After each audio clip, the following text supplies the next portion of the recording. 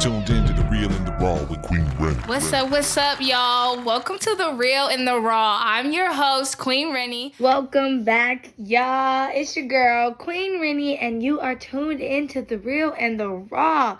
So look, y'all, I missed y'all. I had to take a 2-week break.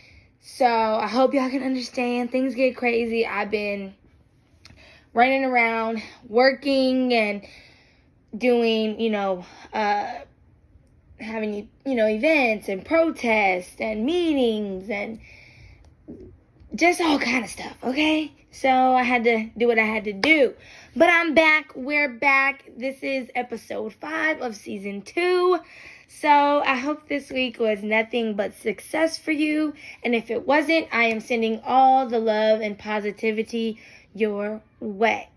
I do have to say, because I have been protesting and yelling a lot, my voice is like going in and out.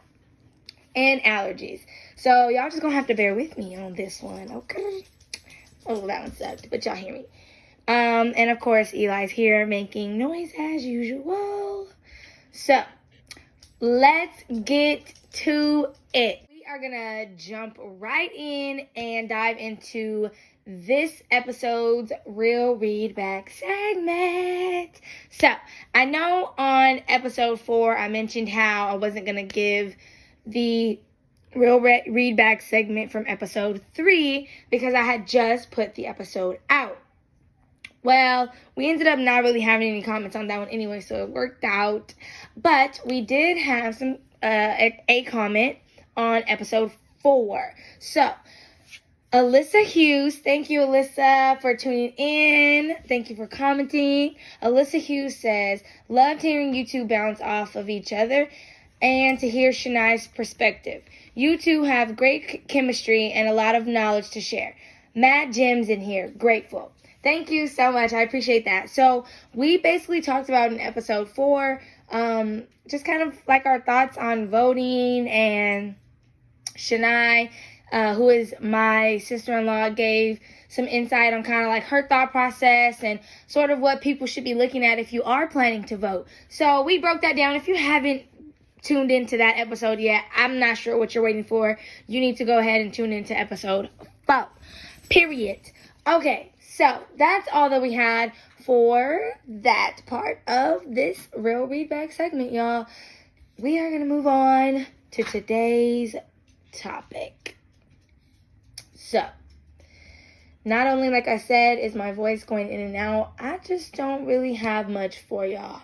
So, I think maybe 2 episodes ago, I came on and talked to you guys about how I was feeling regarding Breonna Taylor, George Floyd, Ahmaud Arbery, and unfortunately, this week we have another name to add to this very, very long list of Black lives that are being destroyed at the hands of police brutality and systemic racism. And this week, unfortunately, we have to speak the name of Jonathan Price, who was a Black man that was said that he never experienced anything negative from the police. He's from Texas, a part of Texas that is very racist, but said that he never had that energy from the police, and that he was raised by police officers, and he was very well known in the town. He was a community advocate and all sorts of things. And he pulled over to stop a fight, stopped the fight, and then the police showed up. He puts his hands in the air. They fire tasers at him, and when his body convulses, they say that he's a threat, and they kill him. They kill him. Jonathan Price.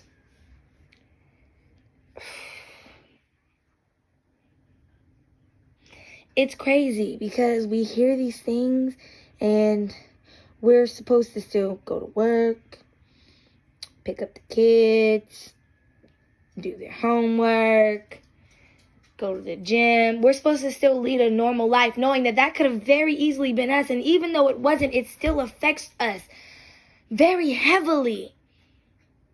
And not all of the time do we work in spaces or go to school in spaces or even have friends that we can have these open and honest conversations about our real and raw emotions when these events happen. When we see our brothers and sisters being gunned down and left in the streets almost every week now.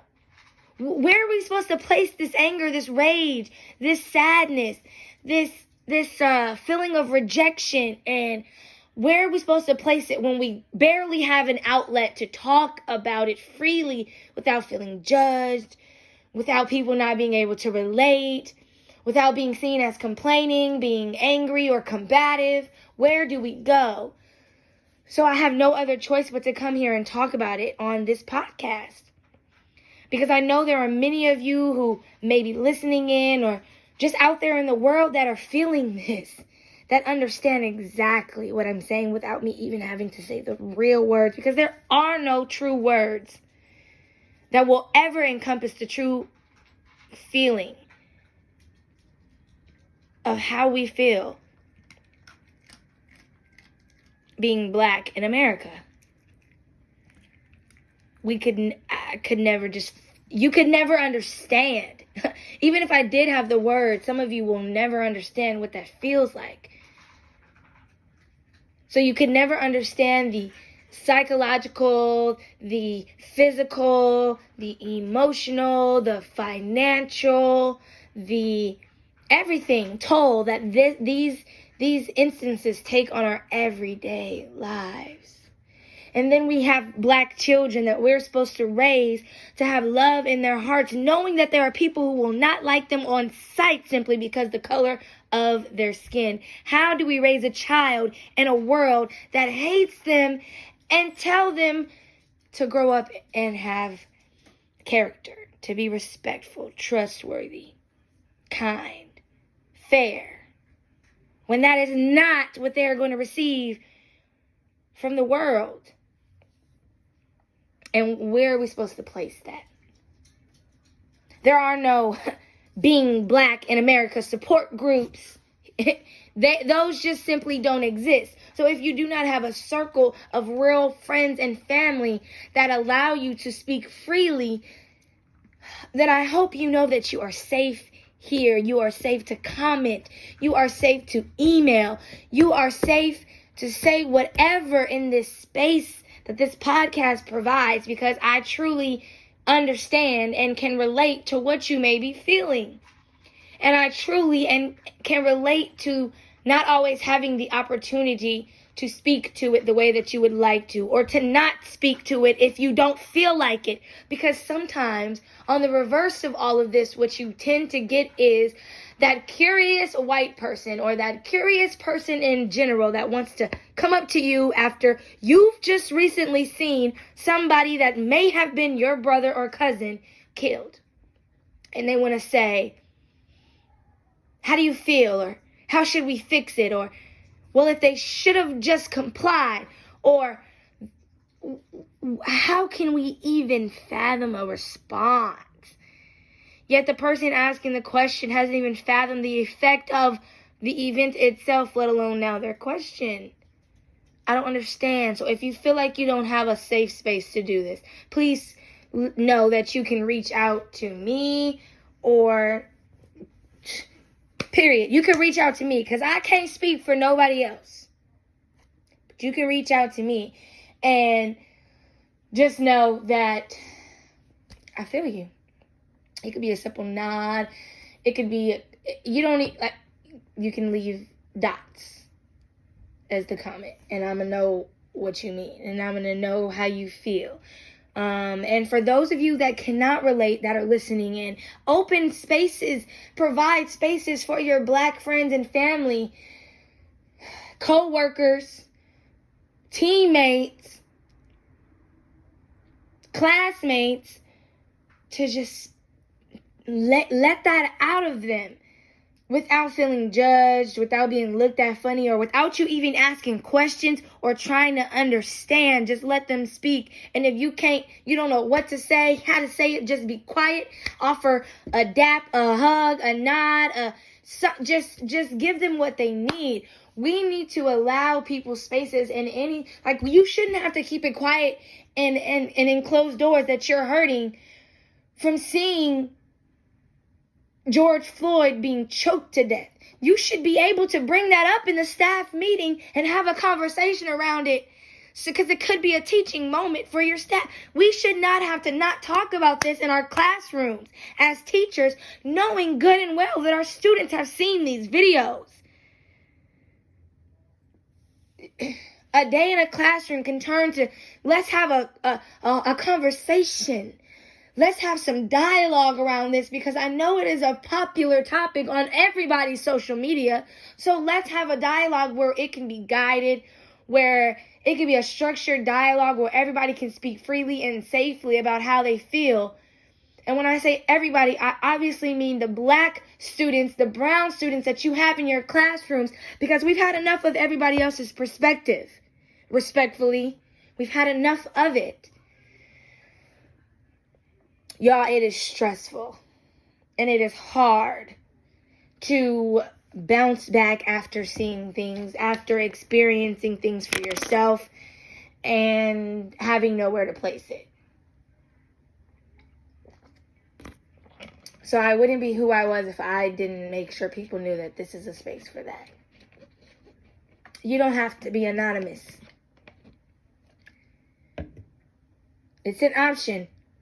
But just know that of any topic when it comes to this podcast, you do not have to be anonymous in the comments. You do not have to send me an email unless you simply want that privacy. But if you are afraid to say it because of judgment, backlash, or the failure of me or someone else to not understand, please do throw that out the window today.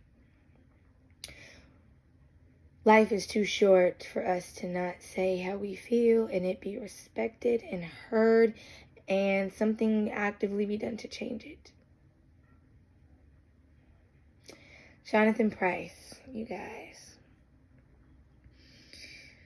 And conservatives will never speak up for him. That's the thing. Conservatives will never speak up for his life, although he embodied everything that they believe in. So here we are, fighting for the life of a man who wasn't sure he even understood the statement of Black Lives Matter or the need for it to exist.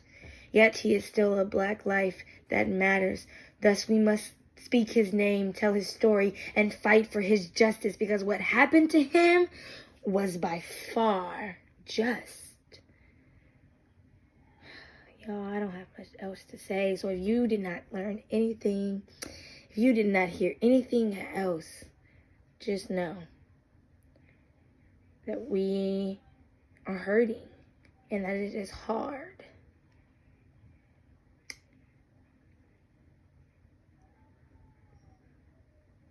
And that if you want to be an accomplice, like we spoke about before, and I'm not going to give what I mean by this, because you need to go watch and listen for yourself. This is how you learn, and this is how you advocate for us if you don't understand. If you want to be an accomplice and not simply an ally, you need to make space in all spaces, on all platforms, in all rooms, with all topics, for Black people to speak freely and be heard,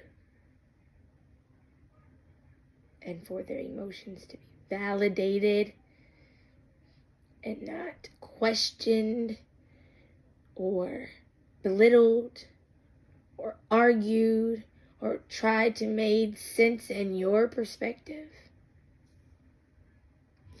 That's how you help us, and in the most genuine of ways. So, I don't have much else for y'all. Like I said, this one is hard, as they all are, when you have to continuously talk about things that you just aren't even sure are going to change. Yet, you have to speak to them, because it is important for people to know the truth from our perspective, not the media, not the white man, not the white woman's, not the schools, not the terrible, terrible history books. So with all that being said, y'all, that's all I got for y'all tonight. I hope this was helpful. And I hope it was impactful. I don't know how many of y'all be tuning in and listening and sharing and actually listening to learn and grow. But I hope that if there's one person that is, I hope that you take this and you use it. And you strap it into your tool book. For real. But anyways,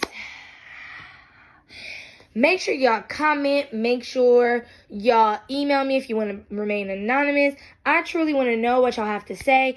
I look, we need to get the Real Readback segment popping, okay? Because this season it ain't been as popping as last season. And I don't know what's going on with y'all.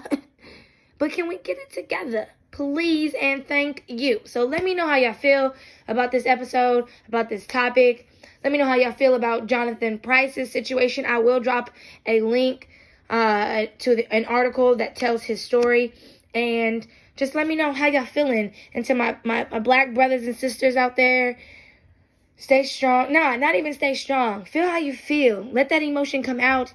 And just know that you're not alone. And just know that we fighting to make it better some way, somehow.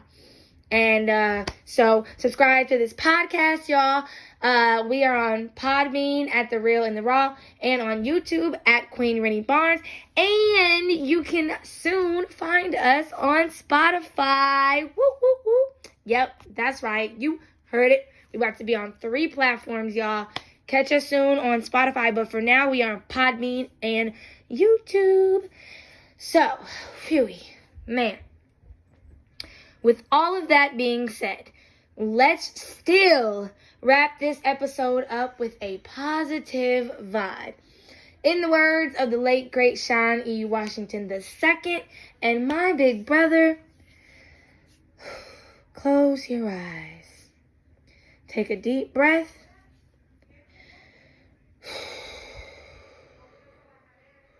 Just reflect. I'm telling y'all, man, it's gonna be all right. Most of the time, things work out fine. If we can just relax our minds. Catch us next time. Sending peace and love. Queen Renny out.